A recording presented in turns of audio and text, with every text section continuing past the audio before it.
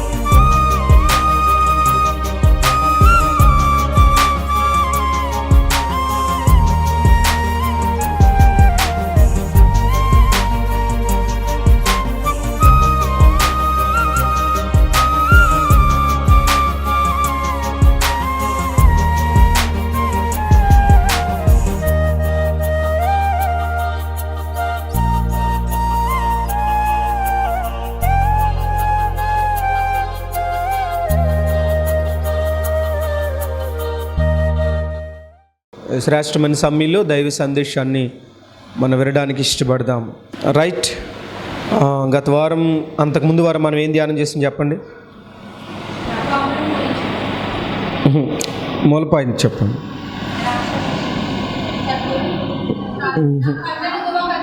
Right. నా ప్రియురాలా, నీవు సుందరివి, నీ కళ్ళు గువ్వ కండ్లు. ఇది మనం ధ్యానం చేస్తాం. అంటే వధువు సంఘం గురించి వరుడైన ప్రభు అయిన యేసుక్రీస్తు వారు చెప్తున్న మాట ఇది. అంటే వధువు యొక్క సౌందర్యాన్ని గురించి ఆయన మాట్లాడారు. ఇప్పుడు సంఘం వరుడైన క్రీస్తు గురించి మాట్లాడుతుంది. అనగా షోలొమతి సొలొమోనుతో వధువు సంఘం వరుడైన ప్రభు అయిన యేసుక్రీస్తుతో మాట్లాడుతుంది. ఇప్పుడు 16వ వాక్యం మనం చదువుదాం.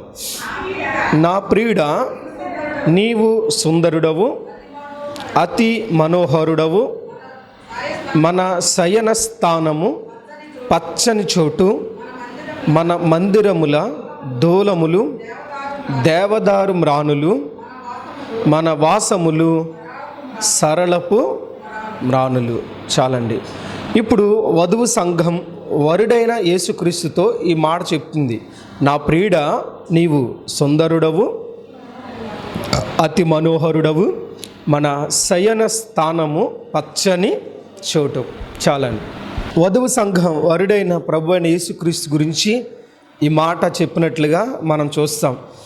భౌతికంగా షోలొమతి తన వరుడైన సొలొమోను గూర్చి ఈ మాటలు చెప్పినట్లుగా మనం చూస్తాం. అయితే వధువైన సంఘం యేసు ప్రభు గురించి, అంటే వరుడు గురించి చెప్తున్న మాటలు ఏంటి అని అంటే, నా ప్రియుడా, నీవు సుందరుడవు, అతి మనోహరుడవు అని రాయబడి ఉంది.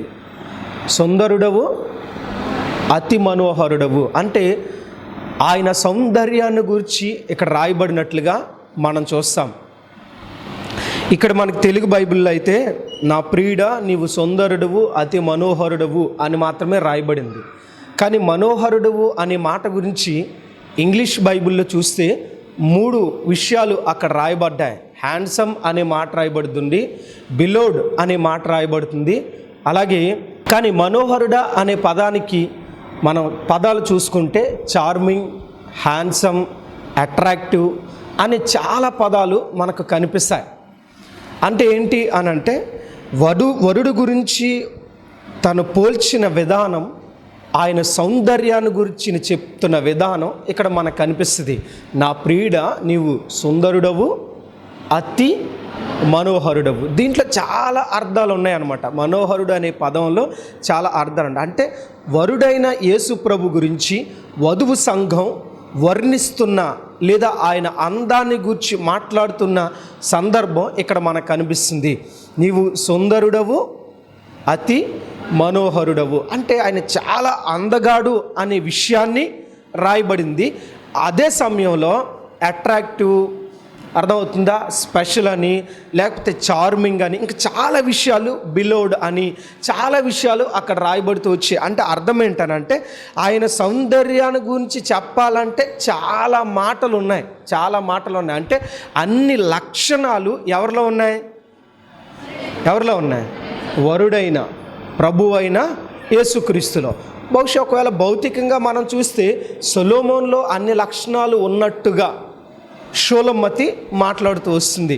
అయితే మనం చెప్పుకున్నట్లుగానే ఇది వరుడికి సంబంధించిన, అంటే ప్రభు అయిన యేసుక్రీస్తు యొక్క సౌందర్యాన్ని గురించి వర్ణిస్తూ ఉన్న పదాలు ఇక్కడ మనకు కనిపిస్తాయి. అంటే సహజంగా హ్యాండ్సమ్ అంటే ఒక్క మాటతో వెళ్ళిపోతుంది. బాగా గుర్తుపెట్టుకోండి, మగవాళ్ళనైతే హ్యాండ్సమ్ అని అంటారు, లేడీస్ అయితే బ్యూటిఫుల్ అని అంటారు. మగవాళ్ళని బ్యూటిఫుల్ అనకూడదు.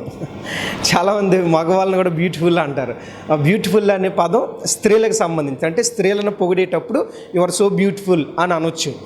పురుషుల గురించి చెప్పాలి అని అంటే హీఈస్ సో బ్యూటిఫుల్ అని అనొచ్చు, అంటే హ్యాండ్సమ్ అనొచ్చు. హ్యాండ్సమ్ అనే పదం మగవాళ్ళకు ఉపయోగించాలి, బ్యూటిఫుల్ అనే పదం స్త్రీలకు ఉపయోగించవచ్చు. సరే, ఏదేమైనప్పుడు కూడా సాధారణంగా మనం అందాన్ని గురించి వర్ణించేటప్పుడు, మాట్లాడేటప్పుడు చాలా పదాలు మనం ఉపయోగిస్తూ ఉంటాం. అంటే మన కంటికి నచ్చిన అందం అనేది రెండు రకాలు గుర్తుపెట్టుకోండి. మన సాధారణంగా సౌందర్యము అంటే భౌతిక సౌందర్యం అని ఒకటే అనుకుంటాం. భౌతిక సౌందర్యం ఒక్కటే ఇక్కడ పోల్చబడాల.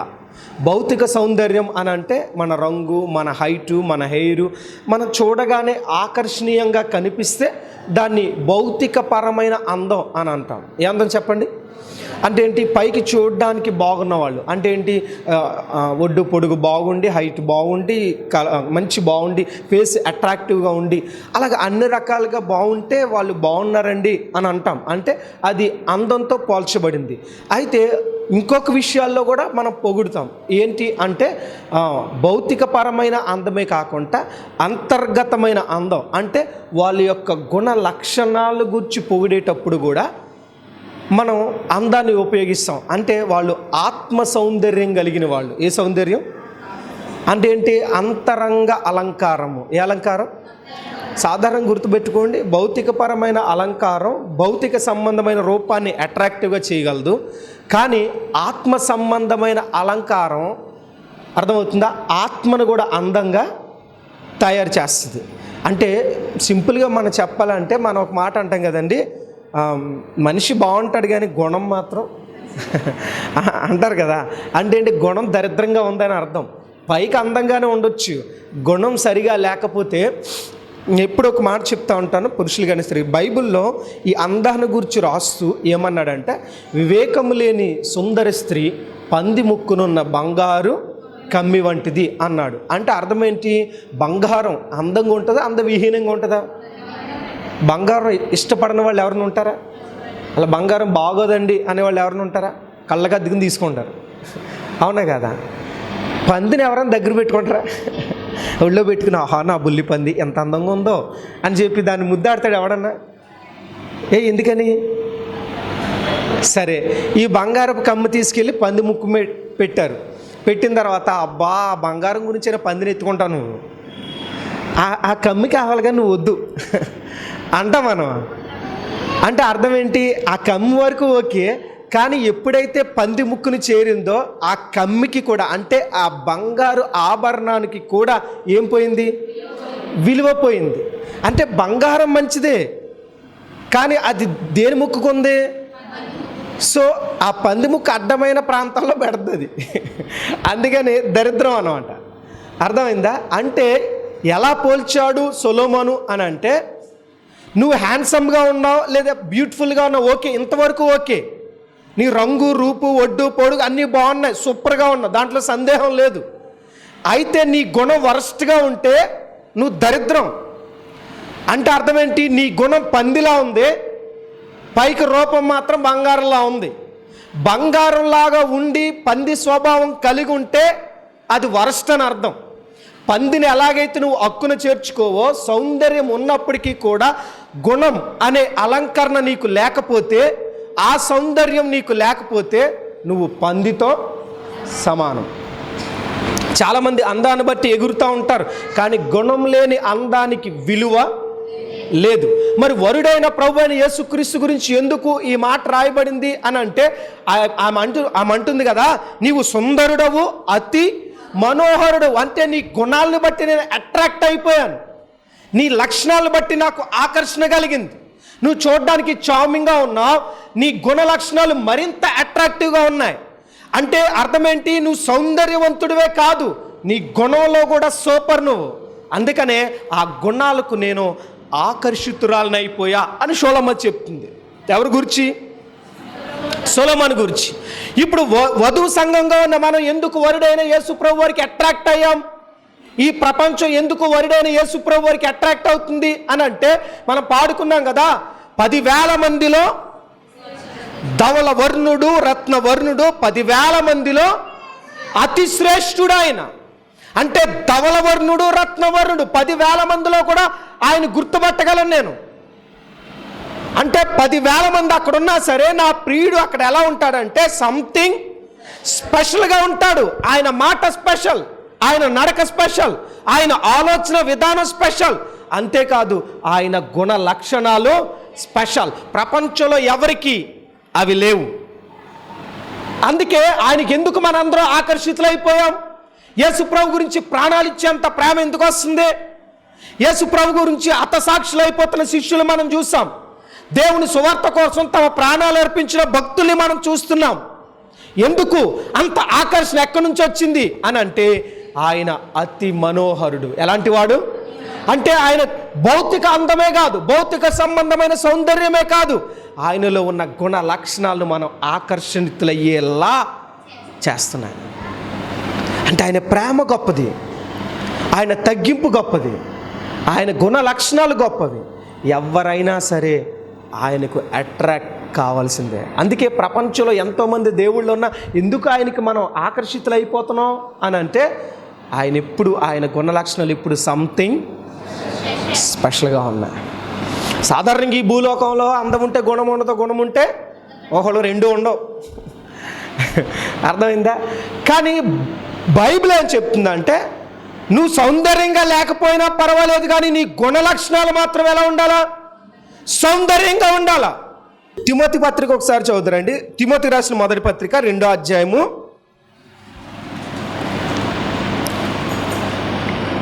8వ వాక్యం నుండి ఒకసారి చదవండి. ప్రతి స్థలమందును పురుషులు కోపమును సంశయమును లేనివారై పవిత్రమైన చేతులెత్తి ప్రార్థన చేయవలనని కోరుచున్నాను. మరియు స్త్రీలను అనుకోవయు స్వస్థ బుద్ధియు గలవారయుండి తగు మాత్రపు వస్త్రముల చేతనే గాని జడలతోనైనను బంగారముతోనైనను ముత్యములతోనైనను మిగుల వెలగల వస్త్రములతోనైనను అలంకరించుకొనక దైవ భక్తి గలవారమని చెప్పుకుని స్త్రీలకు తగినట్టుగా సత్క్రియల చేత తమ్మును తామును చాలండి.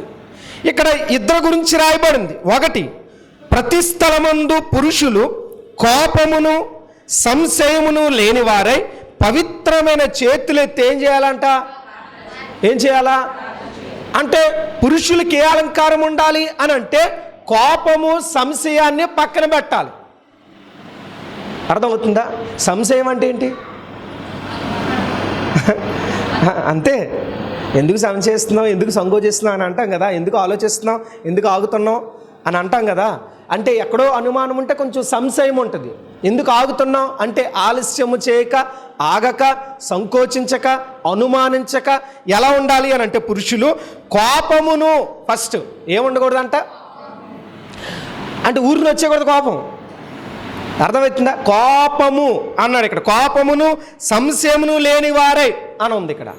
అంటే పురుషులకు ఉండాల్సిన లక్షణం ఏంటంటే, ఎప్పుడు పడితే అప్పుడు కోపాన్ని ప్రదర్శించకూడదు. నువ్వు కోపడ్డావంటే కోపానికి ఒక విలువ ఉండాలి, కోపానికి ఒక అర్థం ఉండాలి. ఎప్పుడు పడితే అప్పుడు కోపపడ్డం ప్రభు చిత్తము కాదు. కోపం రాదా? కోపం ఉంటుంది. కానీ వాక్యం ఏం సెలవిస్తుంది? నువ్వు ఎప్పుడు పడితే అప్పుడు కోపపడ్డానికి వీల్లేదు, ఎలా పడితే అలా కోపపడ్డానికి వీల్లేదు. నువ్వు కోపడ్డావంటే ఒక అర్థం ఉండాలి. నీ కోపం రావాలి అంటే దానికి తగిన రీజన్ ఉండాలి. అలాగనుకుంటే ప్రతి ఒళ్ళు కారణాలు ఎత్తుకేసుకుంటారు. ఇప్పుడు కారణం ఉంది పాస్టర్ గారు నీ కోపానికి అని అంటారు. దిక్కుమాల కోపం కాదు, ఆత్మ సంబంధమైన కోపమై ఉండాలి. ఏ కోపమై ఉండాలా? నీ కోపం వస్తే పరిచర్య విషయంలో కోపం రావాలి, ఎవరైనా ఆత్మీయంగా లేకపోతే కోపం రావాలా, ఆ విషయంలో రావాలి. ఒకడికి ముక్కు మీద ఉంటుంది, నువ్వు అంటే వచ్చేది కోపం. ఖర్చు లేనిది కదా, ఖర్చు లేకుండా వచ్చేసి ఏం చెప్పండి? ఖర్చు లేనిది కదా, అసలు రూపాయి పెట్టి కొనాల్సిన అవసరం లేదు. అర్థమైందా? కానీ ఎప్పుడు పడితే అప్పుడు కోపాన్ని ప్రదర్శించడం ప్రభు చిత్తము కాదండి. చూడండి, ఒక్కొక్క భర్త ఉంటాడు. ఇక్కడ ఎవరి గురించి? పురుషుల గురించే కదా. సో పురుషుల గురించి చెప్పాలి. పురుషుల గురించి చెప్పాలి కాబట్టి పురుషుల గురించి. పురుషులు చేయాల్సిన పని ఏంటంటే ఎప్పుడు పడితే అప్పుడు కోపాన్ని ఏం చేయకూడదు? ప్రదర్శించకూడదు. అంటే పురుషులకు ఒక సమయస్ఫూర్తి ఉండాలి. నువ్వు ఎంత అందంగా ఉన్నా, ఎంత అట్రాక్టివ్గా ఉన్నా, ఎంత ఆత్మీయంగా ఉన్నా, ఆ గుణ లక్షణాలు నీలో లేకపోతే, ఆ శాంత గుణం, ఆ నెమ్మది గుణం నీలో లేకపోతే నువ్వు ఆటోమేటిక్గా సౌందర్యం కలిగిన వ్యక్తివి కాదు. అంటే ఏంటి? కోపం ప్రదర్శించాలంటే బలమైన కారణమై ఉండాలి. ఏమై ఉండాలి? బలమైన కారణమై ఉండాలి. అక్కడ నువ్వు అంటే కోపం వస్తుంది, నీ లేకపోతే కోపం వస్తుంది, భోజనం పెట్ట చిన్న చిన్న విషయాలు కూడా కోపం వచ్చేస్తుంది. అసలు అర్థం లేనట్లు కూడా కోపం వస్తుంది కొంతమందికి.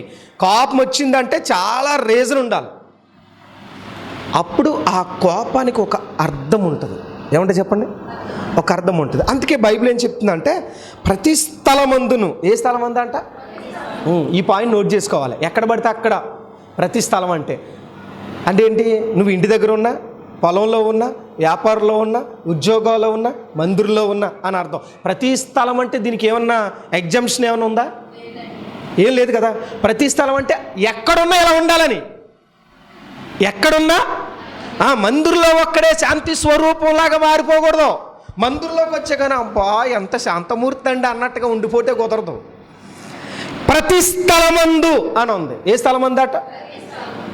అక్కడ ఇక్కడ లేదు. నువ్వు ఉద్యోగంలో ఉన్నా, వ్యాపారంలో ఉన్నా, వీధిలో ఉన్నా, ఇంట్లో ఉన్నా, బయట ఉన్నా, అన్యజనుల్లో ఉన్నా, క్రైస్తవుల్లో ఉన్నా, బయట ఉన్నా, మందిరంలో ఉన్నా, బయట ఉన్నా, సేవకుడు ముందున్నా, సేవకుడు వెనకాల ఉన్నా, సేవకుడు దగ్గరున్నా లేకపోయినా, తోటి విశ్వాసులు ఉన్నా లేకపోయినా, ఎప్పుడు కూడా ప్రతి స్థలమందు కోపము లేని వారై ఉండాలి. ఏం లేని వారై ఉండాలి అంటే అర్థవంతమైన కోపమైతే తప్ప నీలో కోపం రావడానికి వీల్లేదు. అంటే నీ కోపం ఏం చేసుకోవాలా? చంపేయాలా. నేను ఎప్పుడు మోషే గురించి చెప్తాను. మోషేకున్న కోపం ప్రపంచంలో ఎవరికీ లేదు. అంత కోపం ఎవరికి?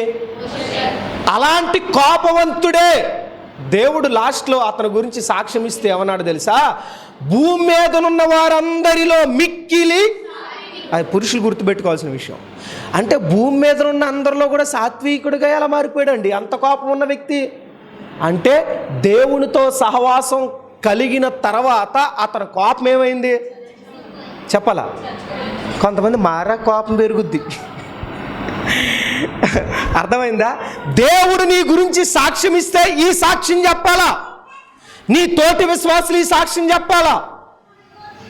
నీ దైవజనుడు నీ గురించి సాక్ష్యాన్ని చెప్పాలా? అది ఎవరైనా సరే. చూడండి, భూమి మీదనున్న వారందరిలో మిక్కిలి. నాకు అర్థం కాని విషయం ఏంటంటే అసలు మోషేకి ఎంత కోపం అండి, పిచ్చి కోపం కదా. అసలు మోషేనంటే కాదు, సాధారణంగా మన కోపం ఎప్పుడు వస్తుంది? మనల్నంటే వస్తుంది, అంతే కదండి. పక్క వాళ్ళంటే మనకు కోపం వస్తుందా? మనం ఎంకరేజ్ చేస్తాం, వాళ్ళంటే నాకెందుకులే అనుకుంటాం. కానీ సంబంధం లేని హెబ్రీవాడిని ఒకరిని తిడితే ఐగుప్తీయుడు, నా ఐగుప్తీలో ఒకడు తిట్టాడని చెప్పి కోపం వచ్చి వెళ్ళి గుద్దుకు చంపేయాడు. అంటే చూడండి, ఇప్పుడు బయట అంటేనే అంత కోపం వస్తే మోషేనంటే ఊరుకుంటాడా? పక్కోండి అంటేనే అంత కోపం వచ్చింది కదా సంబంధం లేని వాడిని. అలాంటిది ఒకవేళ నిజంగా మోషేనే అనుంటే సిచ్యువేషన్ ఎలా ఉండేది అంటారు? ఆడైతే మామూలు గుద్ది చంపాడు. అదే మోషేనని ఉంటే ముక్కలు చేసి మొత్తం పాతేద్దుడు. అంత కోపం ఎవరికి?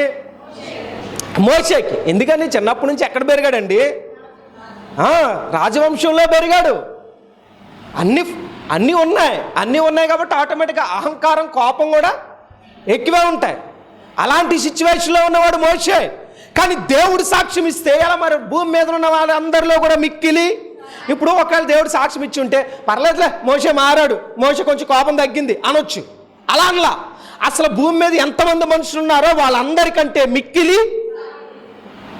మరి మన గురించి ఈ సాక్ష్యం చెప్పగలరా? ఒకవేళ దేవుడు ఈరోజు మన వైపు తొంగి చూస్తే, ఈ బేతేలి ప్రార్థనా మందిరం వైపు తొంగి చూసి నీ పేరు ఒకవేళ సాతాన్ దగ్గర ప్రస్తావిస్తే ఏమని ప్రస్తావిస్తాడు? మారారు కానీ మందిరంలో ఉన్నప్పుడే బాగుంటారు వాళ్ళు, బయటికి వెళ్ళారంటే విశ్వరూపాలు బయటకు వస్తాయి. అర్థమైంది? నీ విశ్వరూపాలు గట్ట చంపే సిలివేసేయాలి. నీకు విశ్వరూపాలు ఇంకో రూపాలు ఉండడానికి కుదరదు. నీలో ఒకటే రూపం ఉండాలి, 2 షేడ్లు ఉండకూడదు. రూపాయికి 2, కాయిన్కి 2 ఉన్నట్టు నీ లైఫ్కి 2 ఉండడానికి వీల్లేదు, ఒకటే ఉండాలి. అంటే ఏంటి? ఆత్మ సంబంధమైన కోణమే ఉండాలి. అర్థమవుతుందా? కాబట్టి నేను చాలా నేను బయటకు వచ్చానంటే బయటకు వస్తాను అంటే లోపల దాచావా? బైబిల్ ఏముంది? మీ ప్రాచీన స్వభావమును చంపి అన్నాడు. ఏమన్నాడు? ఎఫెసీ పత్రికలో రాయబడింది కదా మాట. ప్రాచీన స్వభావాన్ని ఏం చేయాలి? చంపి అన్నాడు. చంపి అంటే చచ్చిపోయింది మళ్ళా వస్తుందా? అంటే చంపిన తర్వాత దాన్ని ఏం చేస్తాం? చంపిన దాన్ని ఏం చేస్తాం అండి? పాతేస్తాం. పాతమా దాచామా? చాలామంది దాచారు, దాచుకున్నారు కాబట్టి అప్పుడప్పుడు బయటకు వస్తుంది. నీలో ఆ పాత స్వభావం రావచ్చా? అన్న వస్తుందంటే ఉందనే కదా. అసలు లేకుండా ఉంటే ఎక్కడి నుంచి వస్తుంది?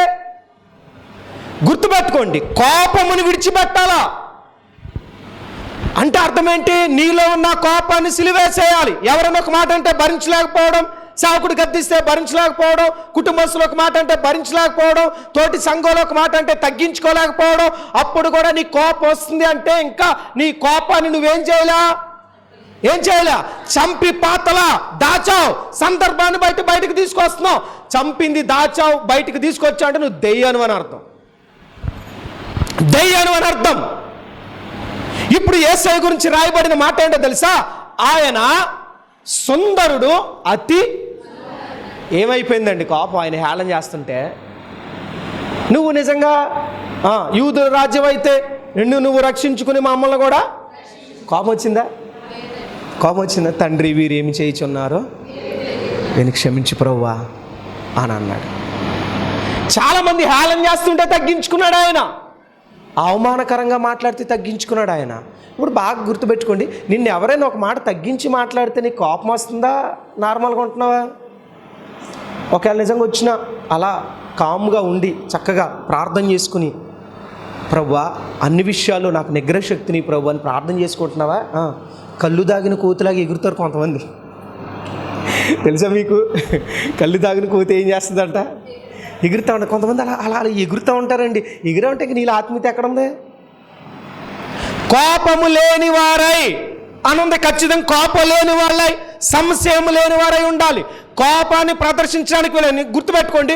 కోపం కలిగిన భర్త ఇంట్లో ఉంటే కుటుంబం దరిద్రంగా ఉంటుంది. కోపం ఉన్న భర్త, కోపం ఉన్న భార్య కుటుంబాల్లో ఉంటే ఆ కుటుంబంలో మనశ్శాంతి ఉండదు. నువ్వు ఇంట్లో ఉంటే నీ భర్త సంతోషించాలా, నీ భార్య సంతోషించాలా, నీ బిడ్డలు సంతోషించాలా. మా నాన్న ఎప్పుడు వెళ్ళిపోతాడరా అనుకునేలాగా ఉండకూడదు. ఒకడు ఉంటాడు ఇంటికి వచ్చాడంటే పిల్లల దగ్గర కూడా ముచ్చిమోహం వేసి తిరుగుతాడు. ఆ పిల్లోడు అనుకుంటాడు మా డాడీ ఎప్పుడు వెళ్ళిపోతాడు దరిద్రుడు అనుకుంటుంది. మరి ఇంటికి వచ్చామంటే అబ్బా మా డాడీ ఎప్పుడు వస్తాడు, మా డాడీతో ఎప్పుడు సరదాగా ఆడుకోండి, ఆ టైప్లో ఉండాలి. కానీ కోప్పడే టైంలో మాత్రమే కోప్పడాలి. 24 గంటల కోప్పడేవాడు ఉంటాడు ఒక్కొక్కడు. పిల్లలతో ఎప్పుడైనా సరదాగా ఉండాలి వద్దా? కొంతమంది బార్డర్ వేసుకుని ఉంటారు. నువ్వు ఎంత పెద్ద మనిషి అయినా పిల్లలతో పిల్లల్లా ఉండాలా, అంతే కదండి. అప్పుడు వాళ్ళు హ్యాపీగా ఉంటారు. అంతేగాని నేను పెద్ద మనిషిని నేను పిల్లలతో ఆడను అంటే మా డాడీ వేస్ట్ అనుకుంటాడు. అంతే కదండి. అంటే తండ్రి ఎంత గొప్పోడైనా తన కోపాన్ని, తన హోదాను ఇంటి గడప బయట విడిచిపెట్టి ఇంట్లోకి వచ్చిన తర్వాత బిడ్డలతో చిన్న పిల్లల మాదిరిగా కలిసిపోవాలి. ఆలోచించండి, ఎందుకు యేసు ప్రభు సుందరుడు అని అంటే పరలోక సింహాసనాన్ని విడిచిపెట్టాడు. భూమి మీదకి వచ్చినప్పుడు మనుషులతో ఏమయ్యాడు? నేను దేవుణ్ణి స్పెషల్గా ఉంటా అన్నాడాయన. మనుషులతో కలిసిపోయాడు ఆయన. ఎవరితో కలిసిపోయాడు?